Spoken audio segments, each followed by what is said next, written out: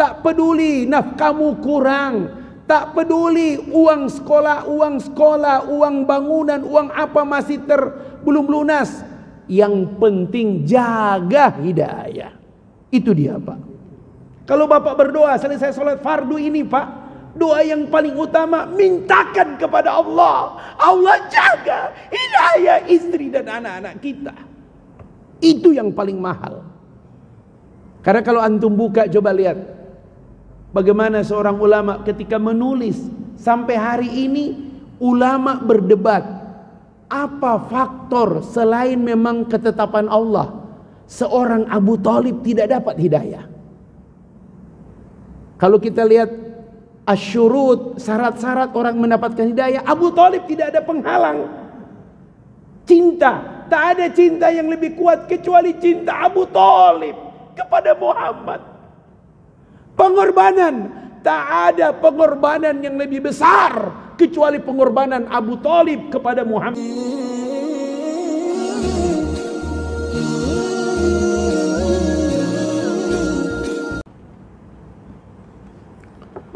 Baik jamaah sekalian, kita awali dengan lafaz basmalah.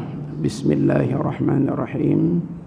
Assalamualaikum warahmatullahi wabarakatuh.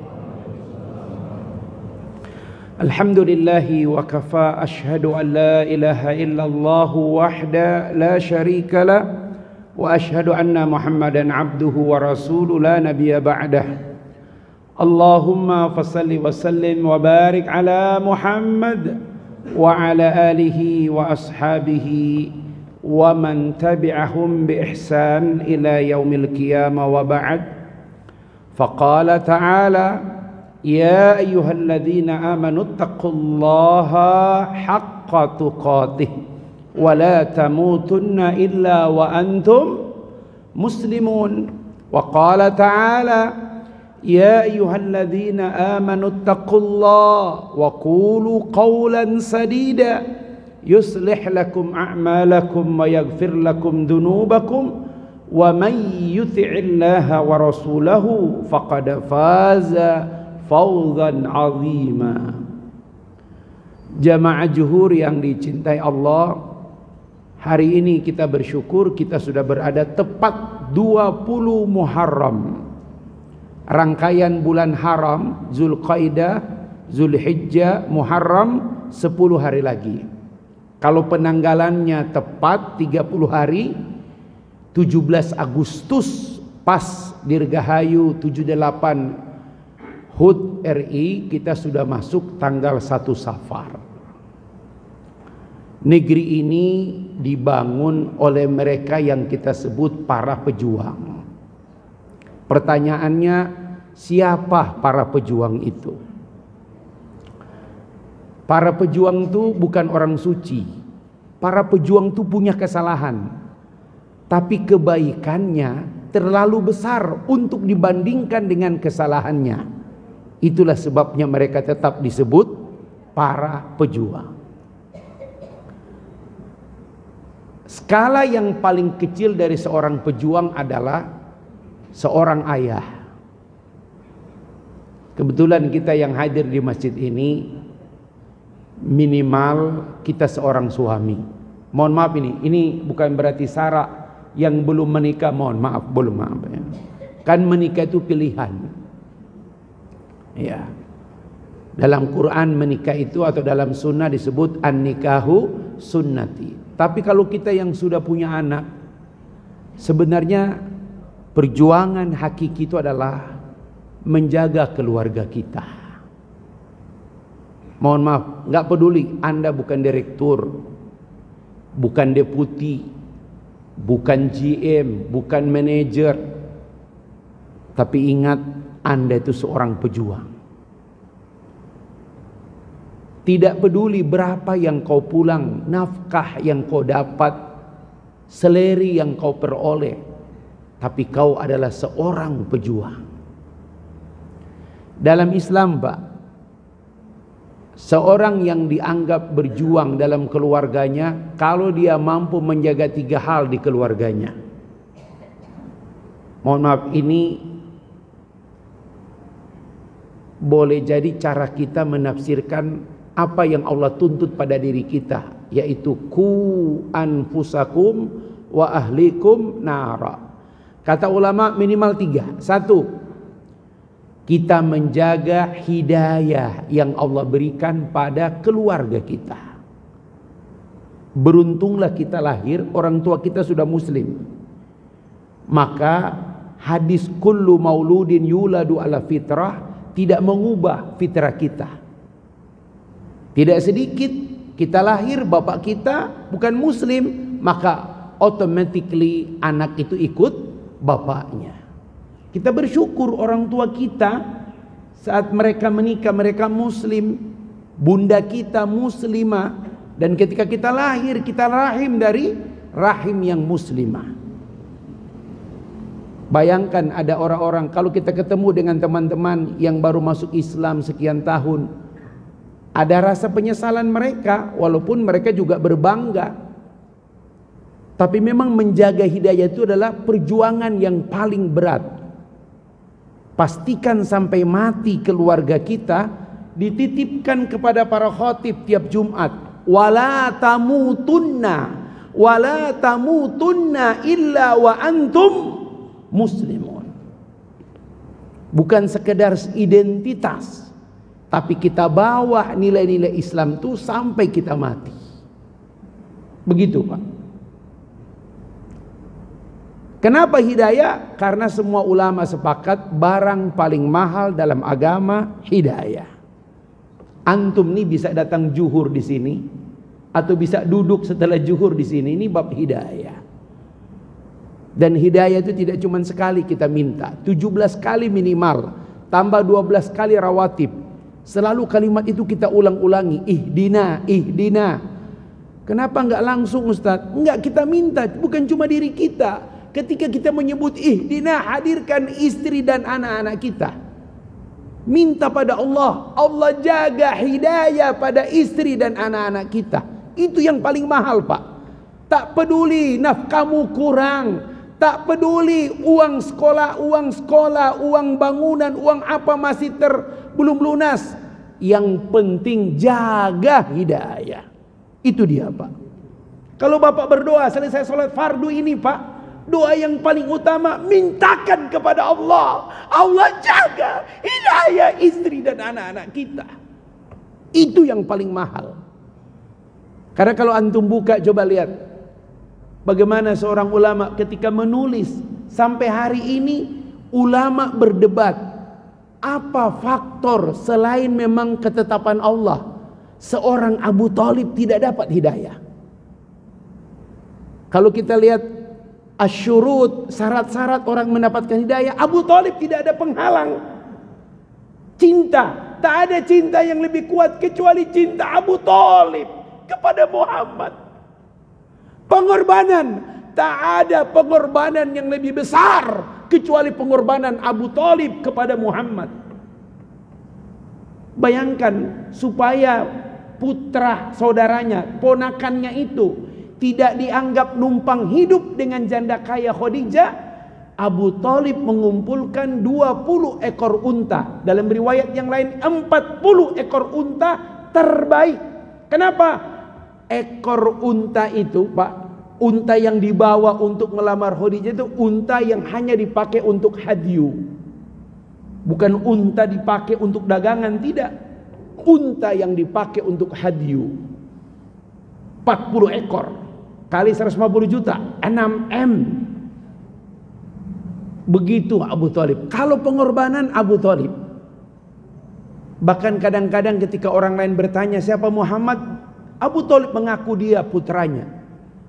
Ya, masih ingat 12 tahun Nabi dibawa oleh Abu Thalib pergi ke Syam, bertemu dengan Bukhairah. Bukhairah berkata, bawa pulang putra saudaramu ini.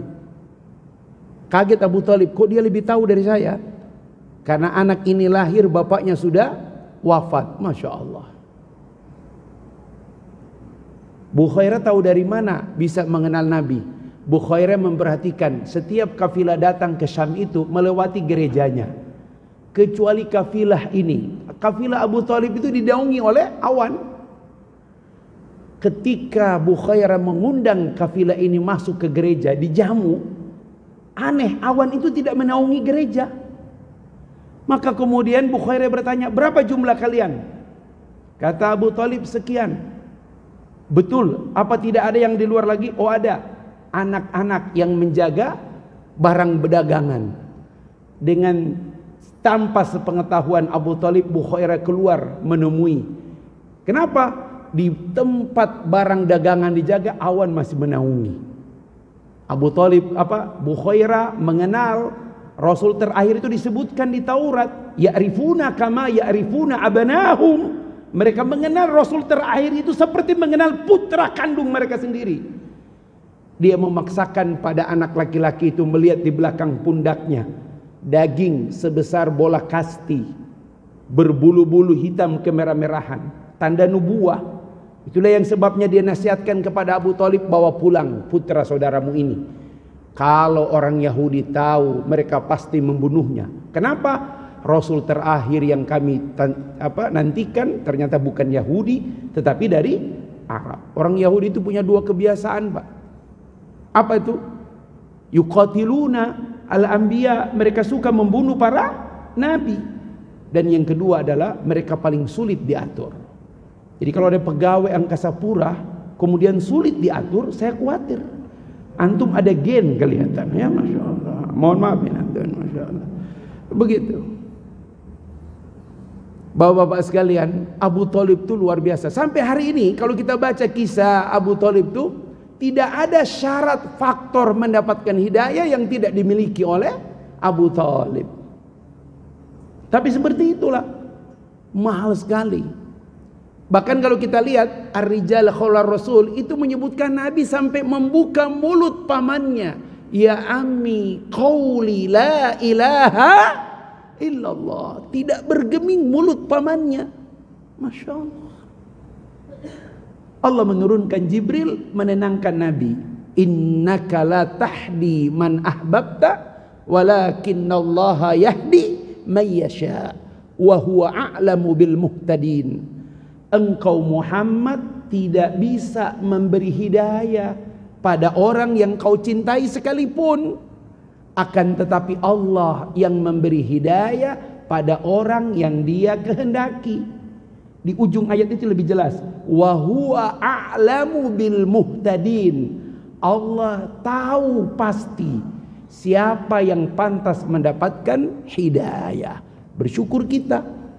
Makanya jangan kaget kalau Nabi pernah memanggil sahabat, aina ikhwani, di mana saudaraku? Kata sahabat, kami saudaramu. Bal antum ashabi, kalian adalah sahabatku. Kalau begitu siapa saudaramu ya Rasul? Mereka tidak pernah berjumpa, melihat diriku, tapi mereka tetap mengikuti, beriman pada risalah yang diturunkan kepada aku. Masya Allah. Allahumma salli wa sallim wa barik alaih. Sallu alaih. Masya Allah. Itu dia. Jadi kalau antum di rumah, mohon maaf nih, kalau antum checklist, apakah antum seorang pejuang, apakah antum seorang ayah, checklist. Bro, berapa anak antum yang tetap dalam hidayah? Itulah antum pikir-pikir. Kalau mau nikah lagi pikir-pikir, tambah beban. Itu dia. Ya. Pastikan mereka hidup dengan hidayah. Ngaji, sholat, tilawah, puasa, semua adalah syurut, syarat-syarat supaya menjaga keluarga kita dibenteng dengan hidayah. Hati-hati. Ya. Saya kemarin diundang sama teman-teman Badan Wakaf Quran Nasional. Kebetulan ada alumni pondok buka pondok di bawah Gunung Cikuray, Garut. Ya, beliau ini buka pondok karena tiap malam didatangin kiai. Kiainya datang, dulu kamu lulus, janji mau buka pondok. Dia ini habis pondok, Pak, lulus, itu usaha dan usahanya majunya minta ampun. Punya ruko, mulai dari kuliner, baju, konveksi, laku banget. 5 hari berturut-turut kiainya datang tiap malam, minta dia, mana janjimu? Kamu mau buka pondok, mana janjimu? Ngobrol dia dengan istri. Apa kesimpulannya? Kata istrinya, serius Abi, kayaknya ayah harus penuhi itu. Seluruh asetnya di kota Garut, Tasik dia lepas. Dia beli tanah 3 hektar di bawah gunung Cikuray. Dengan ada yang ada dia bangunan, satu bangunan tempat tinggal dia. Pegawainya sebagiannya ikut jadi santri. Dia sekarang punya metode paling cepat hafal Quran. Makanya MHK support dia. Lagi bangun. Teman-teman Badan Wakaf Quran tuh setiap kali jam 3 ikut tahajud kaget. Di pojok tuh ada orang nangis. Mereka penasaran lihat, ternyata kiai. Tanya sama nyai, Pak Kiai itu ada masalah apa? Kok nangis tiap malam? Kata mereka, kata nyai, tiap malam dia pasti nangis. Tanya aja langsung. Coba lihat baik-baik. Habis subuh mereka datang, Pak Kiai, boleh nggak bagi? Kenapa tiap malam Pak Kiai nangis? Apa jawabannya? Coba lihat baik-baik. Kenapa saya nangis? Saya takut. Apa yang saya lakukan selama ini?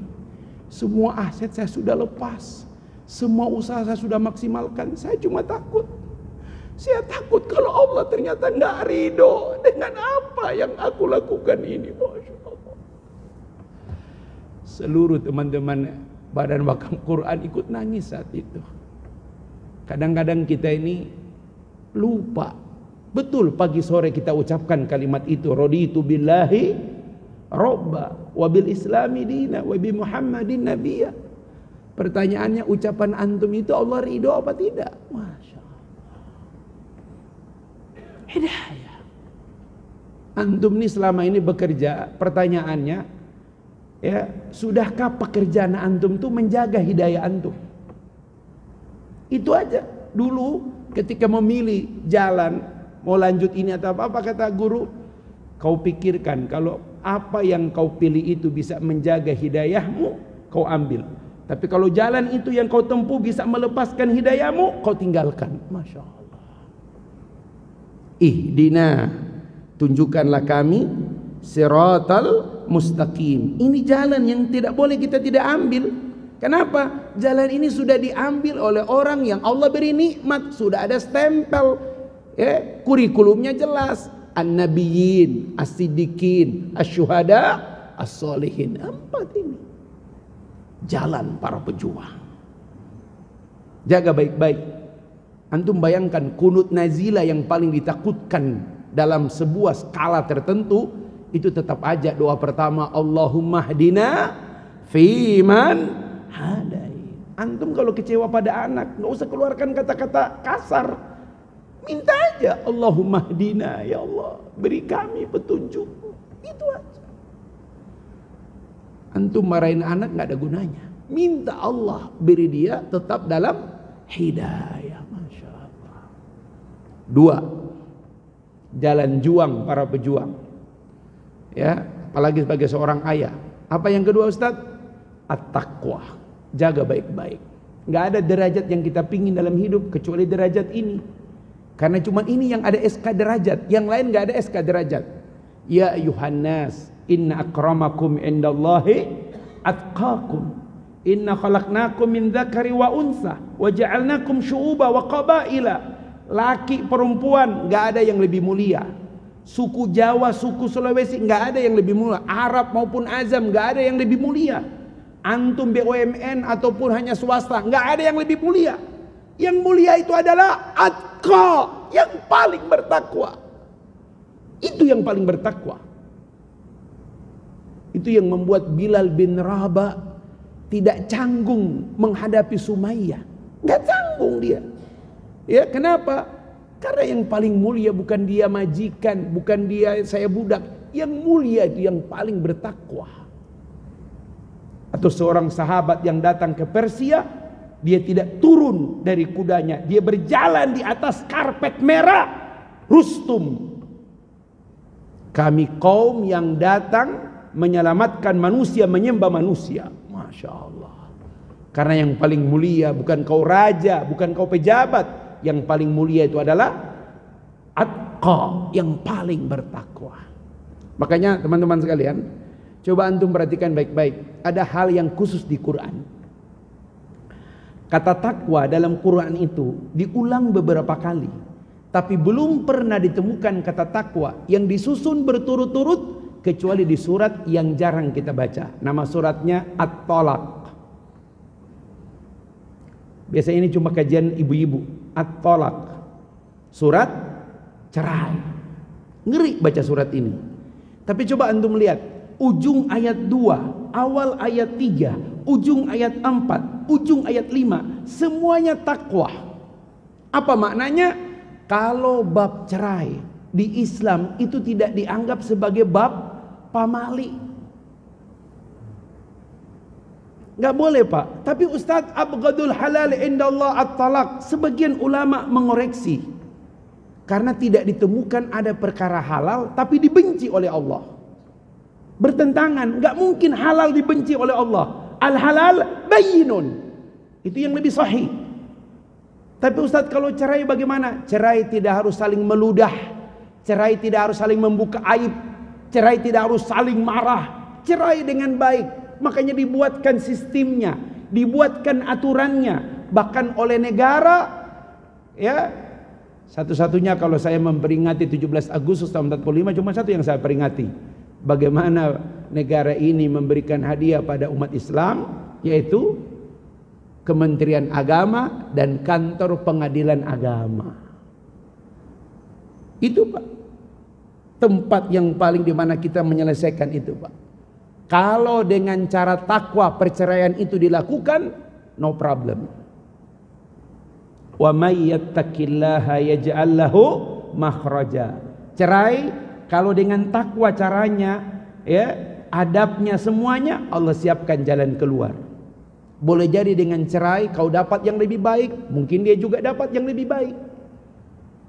Bagaimana saya Ustadz perempuan tidak punya kerjaan? Wa yarzuqu min haitsu la yahtasib. Jangan kau buka aib suamimu, apa kelemahannya. Ya, ada jamaah saya tuh datang langsung, Ustadz saya mau minta cerai.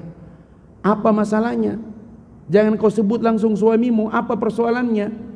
Masya Allah, suaminya kerja ke Kalimantan, ada 8 bulan, pulang dari Kalimantan, ininya tidak bisa bangun lagi. Masya Allah.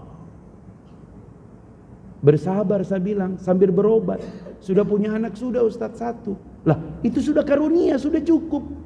Nggak bisa bersabar? Bisa. Masya Allah.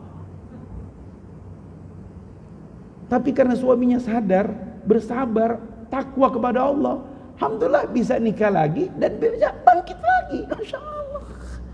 Ternyata harus orang lain baru bangkit lagi. Masya Allah. Takbir. Masya Allah. Kayaknya perlu dicoba ya. Masya Allah. Ya. Dan itu ada case yang begitu. Mohon maaf ini ya. Ada case yang begitu. Artinya apa? Nggak ada persoalan tuh harus kita hadapi dengan apa? Pakai jalur. Tetap koridornya takwa. Bahkan kata Allah, wa may yattaqillaha yaj'al lahu makhraja. Allah siapkan kemudahan-kemudahan pada setiap step-step perceraian itu. Bapak-bapak, mohon maaf, saya ini orang Bogor. Beban yang paling berat dipikul oleh orang Bogor apa? Kantor Pengadilan Agama Cibinong. Setahun itu Pak, 2021-2022, padahal Covid itu Pak ya. Angka perceraian 10.000 orang. Apa terjemahannya? 10.000 janda. Itu terjemahan paling gampang. Masya Allah. Padahal di tahun yang sama kita bantu Kabupaten Bogor, khususnya Pengadilan Cibinong mendapatkan penghargaan apa? Mediasi terbaik pengadilan se-Indonesia. Itu sudah pakai mediasi Pak. Masya Allah. Makanya teman-teman, modalnya tetap takwa. Bahkan yang paling kita harapkan, apapun persoalan yang kita hadapi, wa may yattaqillaha. Kalau takwa yang kita jadikan ukuran, apa itu? Yukaffir anhu sayyiati. Kesalahan kita dihapus, bahkan kebaikan kita yang gak banyak itu dilipat gandakan pahalanya. Masya Allah. Makanya bapak-bapak, pejuang itu selalu bermimpi ma'al muttaqin, bersama orang-orang bertakwa. Dan ini yang kita harapkan. Derajat kemuliaan itu ada pada derajat ketakwaan itu sendiri. Masya Allah. Yang ketiga, yang terakhir, seorang pejuang apalagi seorang ayah. Ini yang saya ingin berbagi dengan jamaah sekalian. Ada banyak ayah sukses, tapi setiap ayah itu punya ciri khas mengajarkan apa yang diajarkan pada anaknya. Satu hal yang diajarkan oleh seorang ayah, apa itu? Dia mengajarkan rasa cukup dalam kehidupan dunia. Nikmat di dunia ini, Pak, tidak akan dinikmati oleh orang yang tidak punya rasa cukup. Bapak kalau ada Google, coba klik kata cukup dalam Al-Quran dipasangkan dengan kata apa? Kata cukup dalam Al-Quran dipasangkan dengan kata apa di Quran? Kaya. An-Najm ayat 48. Wa innahu huwa aghna wa aqna. Cuma beda ghain dengan qaf. Dan dia Allah menjadikan kalian apa? Kaya dan cukup. Masya Allah. Mohon maaf nih aparat-aparat kepolisian kita nih, teman-teman yang berjuang luar biasa. Kalau kalian punya rasa cukup, maka hidup kalian seperti orang kaya. Tapi kalau orang kaya kehilangan rasa cukup, hidup kalian akan seperti orang miskin. Masya Allah. Dunia itu, Pak, lawannya cuma satu, rasa cukup. Cuma nyaman banget, Pak. Waduh, Masya Allah. Rasa cukup itu yang membuat kita mulai berpikir, mau nambah lagi nggak Pak Jaya? Cukup, insya Allah. Pak Polisi, cukup satu? Cukup, Masya Allah. Udah mulai banyak kawan saya nih ya, Masya Allah. Ini yang berpangkat lagi, Pak siapa namanya nih? Nah, satu cukup? Masya Allah. Pak, ucapan Bapak di masjid dicatat sama malaikat. Besok Bapak dua berhubungan dengan malaikat, Masya Allah. Ya. Nggak peduli orang bilang, Pak, coba kita lihat, Masya Allah. Wajar kalau Nabi Musa berkata pada Nabi Muhammad, taqaddama ya Muhammad, maju Muhammad, kau jadi imam bagi seluruh Nabi dan Rasul. Kata Nabi, bukankah aku lebih muda dari kalian? Betul, kau lebih muda dari kami. Bukankah risalahku lebih sedikit dari kalian? Betul. Bukankah penderitaanku lebih ringan dari kalian? Betul. Tapi apa kata Nabi Musa? Kaulah orang yang jika kau tidur semalam, kau tidak menyimpan barang satupun di tempatmu. Masya Allah. Ketika Rasulullah SAW wafat, Fatimah memeriksa apa yang ada di kamar dengan Aisyah. Masya Allah. Luar biasa, Pak. Itu rasa cukup yang dimiliki. Orang kalau punya rasa cukup dengan dunia, maka dia akan berharap kepada Tuhannya. Kenapa antum gak bangun tahajud? Kulkas penuh. Bahkan ada di kulkas barang yang antum beli sampai sekarang belum pernah antum buka. Masya Allah. Terlalu banyak kita bersandar dengan benda-benda materi ini. Untung masih ada 5 waktu yang antum datang kemudian ruku sujud. Masya Allah. Tak ada yang lebih menghancurkan di dunia ini kehidupan kecuali orang yang punya maruk, tamak, rakus dia. Masya Allah. Lihatlah Qarun, dulu miskin, ya, dibantu oleh Nabi Musa, dan ternyata usahanya meluas. Tapi setelah dia sukses, apa yang terjadi? Dia berkata, ini adalah kerja kerasku, ini karena kemampuanku. Dia lupa. Masya Allah. Makanya kalau pulang ke kampung, coba sekali-sekali, masih ada kenangan, masuk ke kamar Abah. Apa yang pertama saya buka? Lemarinya. Pasti saya buka lemarinya. Akan terlihat ini baju yang dulu saya kirim, masih ada di situ. Masya Allah. Mungkin tinggal beberapa potong. Jangan buka lemari ibu, banyak banget baju, Masya Allah. Bahkan sebagian baju ada di lemari bapak, itu baju ibu, Masya Allah.